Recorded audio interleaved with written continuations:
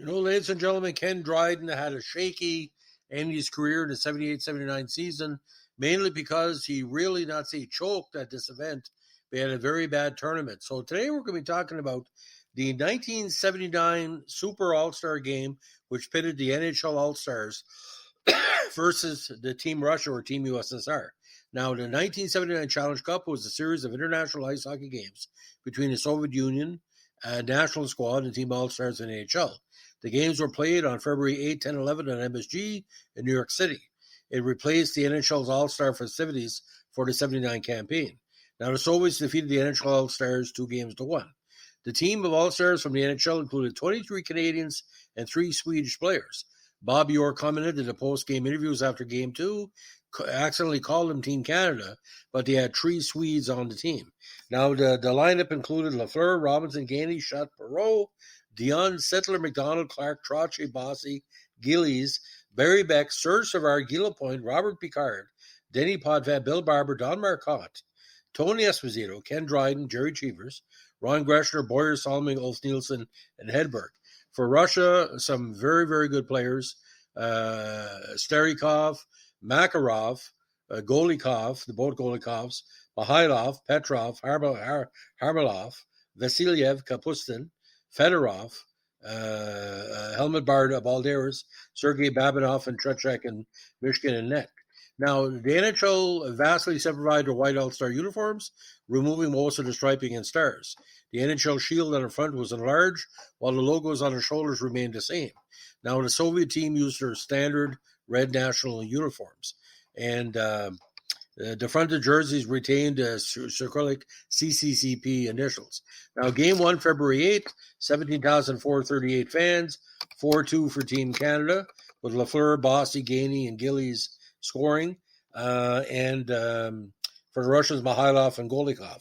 So a lot of people felt that Dryden had a very good game, but it had a very, very tough start in Game 2. Saturday, February 10th, 17,438, Soviet Union winning 5-4. Now, the USSR had led 1-0 until the NHL scored 3 straight goals and led at 1.542. But a late goal by Vladimir Golikov in the third period gave them a 5-4 win. Now, the NHL All-Stars had a bad game with only 16 shots on goal. Now, in Game 3, Trechak didn't play, and Mishkin stopped what I call Team NHL 6-0, scoring 2 goals in the second period and 4 more in the third, as Mihailov, Zhuktov, Balderas, Kovian, Makarov, and Golikov scored. Now, the big problem here, ladies and gentlemen, in this game was Jerry Cheevers giving up all those key goals. But Ken Dryden said afterwards, he said the Russians had her number. And you saw the rest of the season, he was very, very distracted. Now, besides being shown on Hockey Night in Canada and Le Soir de Hockey in Quebec and Points French, the Game 2 was held on a Saturday afternoon and was shown on CBS as part of the CBS Sports Spectacular. The network refused to expand CBS Sports Spectacular to show the whole game. So instead, the show came on during the second intermission, similar to how SRC would do it back in the day. It showed taped highlights for the first 2 periods and then showed the final period live. The lead into Sports Spectacular was the World's Strongest Man. The then CBS affiliate in Boston, the old WNAC, broadcast a local college hockey game that led into the Sports Spectacular. Now, the network are showing their sponsors had a problem with the rink board advertising, which was a first for an NHL game.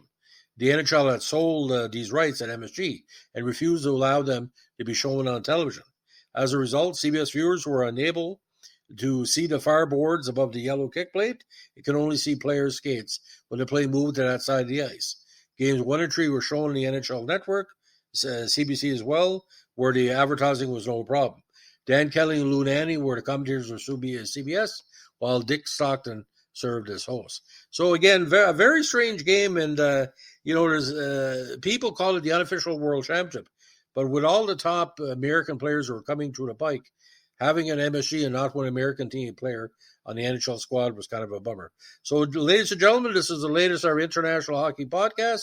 If you like what we're doing here, give us a like, comment, subscribe, or share. And thanks for listening. And as we like to say up home in the North Shore, keep your stick on the ice. Bye.